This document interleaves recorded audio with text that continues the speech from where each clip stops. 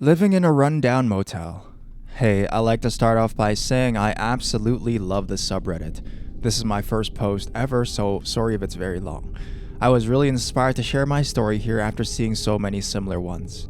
I'll first give a little backstory to my living situation. I was about 10 years old, possibly 11, when my mom found a job working as a live-in manager to a quaint little motel at the end of my town. She took the job, we packed up and left my childhood home. When we first moved in, it was a disaster. Holes everywhere. Certain parts of the house smelled horrible. We later learned this was because the old manager, Steve, was a druggie and his wife was making and dealing meth out of there. A couple of months into living there, we had sort of fixed the place up and made it livable. At this point, my mom was working full-time at the desk. We had mostly stayed towards the back of the house because of the odd setup. The way the front desk where you check in is laid out was basically in our living room. It was a tiny, cramped room with just the desk on one side and a door on the other side, which led to our living room. A lot of people decided just to open that door whenever they pleased and often got a view of whatever video game my brother and I were playing at the time. This, as a kid, already freaked me out, and because of the motel's past, many meth heads came by looking for Steve and would walk right in when they didn't believe my mom when she said they didn't live and work there any longer. One time during summer break, a year or two after we moved in, I decided to stay up all night and play video games.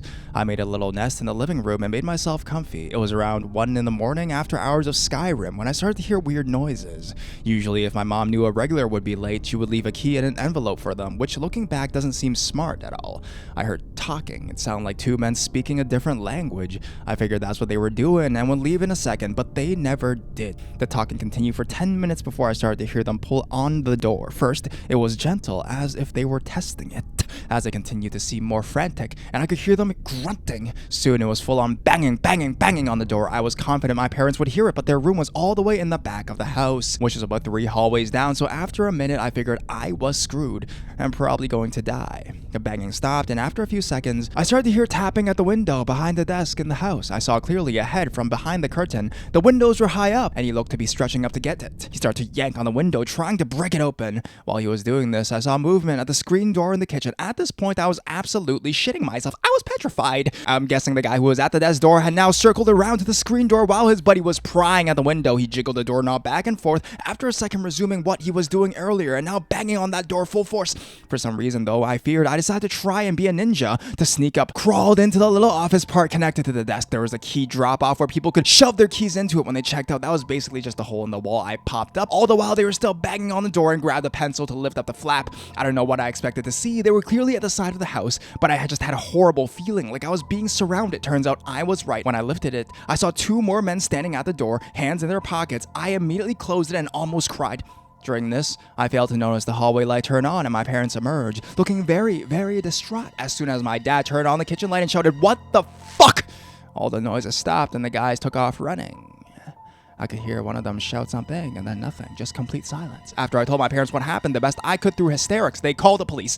The police showed about an hour later and took report. It didn't seem like this happened to anyone else in town, but they seemed to think it was some Mexican workers who came up for the hops farm and probably didn't understand that we were closed.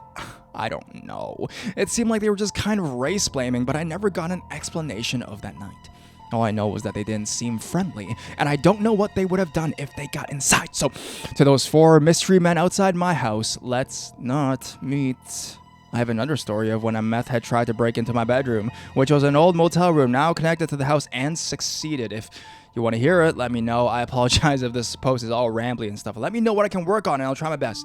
Thanks for letting me share, guys. XO. Peeping Creep walked into my motel room with me inside.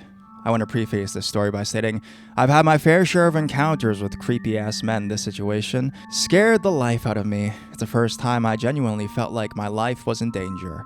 My husband and I had to drive 17 hours last week to North Carolina for a wedding.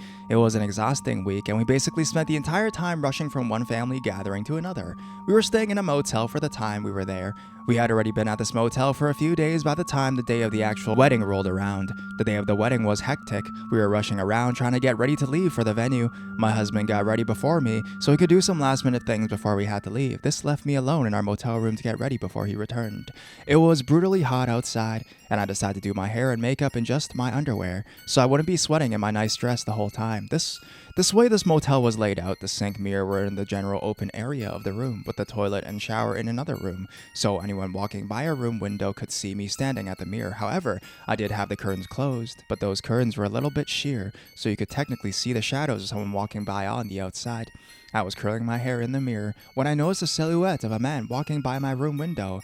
As he's passing my window, I see him stop and start trying to look into my window. At first, I thought it was my husband trying to see if I was ready or not, so I paid it no mind. But the longer the guy stood there, bobbing his head around, trying to get a better look through the curtains, I began to realize it was not my husband. Now I'm starting to get a little freaked out. Before I could do anything, though, I watched as this guy starts to go to our room door. My utter shock and horror came when he was actually able to open the door and walk inside. Before my husband left, he forgot to pull the door shut all the way till it clicked on its lock. So now I'm face to face with this man, and in my underwear no less, who's at least 6 feet tall, standing inside my room. I thought to myself, this is it. He's gonna attack me. This is a very scary realization to have. I also thought to myself, you're gonna have to burn his eye sockets out with his curling iron if you want to survive. For a few seconds, probably only a second or two, but it felt very long. He stood there staring at me like I was a piece of meat and he was starving, ready to pounce on me like prey. He then began to smile the most evil-looking, toothy grin I've ever seen and started mumbling something under his breath. I couldn't make out what he was saying completely, but I did make out the words, "Pretty lady," and "Come here." I don't know if it was my fight or flight responses, but I suddenly got pissed and I charged towards him, ready to strike him with my hot curling iron. I screamed as loud as I could, "Get the fuck out of here!" It must have startled him because he jumped out back onto the balcony of the motel. I saw this as my chance and ran for the door. I was luckily able to get the door and slam it shut right before he was able to make a second attempt on entering inside. I immediately collapsed on the floor sobbing. I literally was too afraid to move from that spot until my husband came back about 15 minutes later. I told him the whole thing and he was freaked out. He initially wanted to find the guy so he could beat the shit out of him, but I refused to let him leave my side. He must have apologized 1,000 times during the rest of our trip for not making sure the door was locked before leaving, but I told him that the day and the whole trip really was so rushed. I could see how it could happen. We went to the motel management and told them the whole story. The police were obviously called and I gave them a description of the guy so they could see if it was someone staying at the motel. After going around a few motel occupants, they said no one matched his description and concluded he wasn't staying there. Obviously, we were late to the wedding that day and the whole experience just ruined what would have been a happy time. We planned on staying another day before a long drive home, but we both just wanted to get out of there as soon as possible. We skipped most of the reception and went back to the motel, packed up and left. I am usually always so vigilant with locking my doors, especially when I'm home alone. Just to show you, all it takes is one time you forget to check your locks and that certain unwanted guest inviting themselves inside.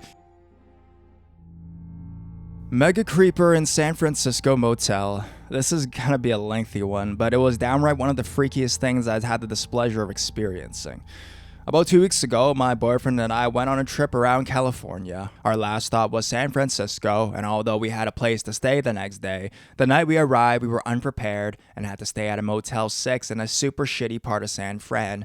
The motel was actually very nice on the inside, and we got an entertaining view of the never-ending shit that went on the streets below us. We were on the 3rd floor, by the way. Anyways, everything was cool, and we stayed in for the night. We ordered crappy room service food and watched the Travel Channel, so nothing weird happened until about nearly 8 in the morning. We were fast asleep, as we should have been, until we were awoken by the sounds of huge blows on the door as well as yelling. Both my boyfriend T and I were nowhere near functioning and very confused in our sleepy states. Our first instinct were maybe it's room service getting the wrong room, maybe someone's in trouble, etc. Rolled out of bed to go check it out. The man is still slamming his hands against the door and I hear him yelling, "Stan, open up, man!" I hear the door open a crack and T asks, "Hey man, what's going on?" The reply is from a black man's voice. He's near shouting and sounds extremely urgent. I heard him say, "Dude, what the fuck? I told you I'd be here at 8, man." Now at this point, I'm sitting up in bed, more awake and listening to the whole thing since I can't see the door. T says back sleepily, "What? I think you got the wrong room, bro." "I don't know who you are," the man yells back. "Yes, you do, man. You have my clothes, bro."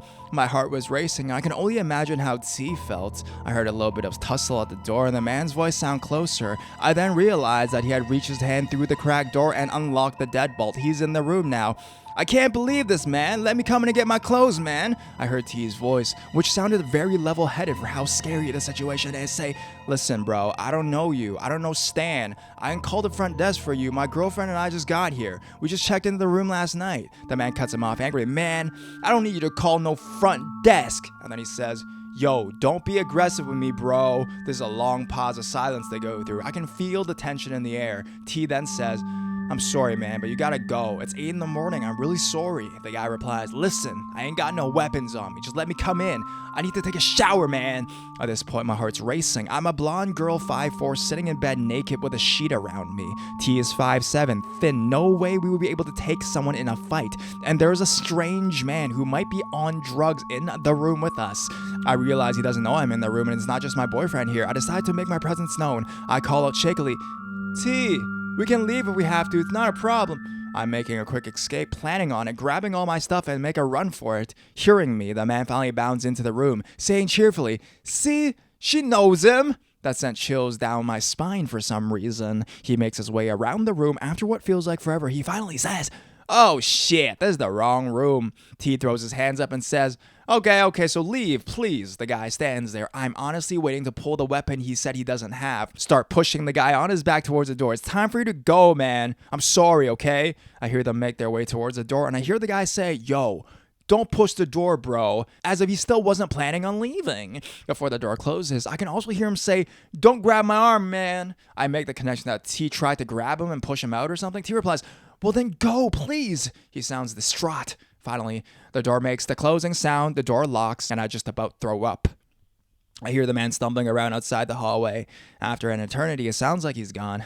Great way to break into a new city. We left about an hour later. Going back to sleep wasn't even an option. When we did leave, we were in the car driving out the parking garage. We stopped at a crosswalk. It looked like the same man. I swear to it. He was crossing in front of our car and turned and looked at it, peering right into it with the deepest gaze and barely any expression. More than anything, we were glad to be alive that day and my boyfriend endlessly repeating, I shouldn't have opened the door.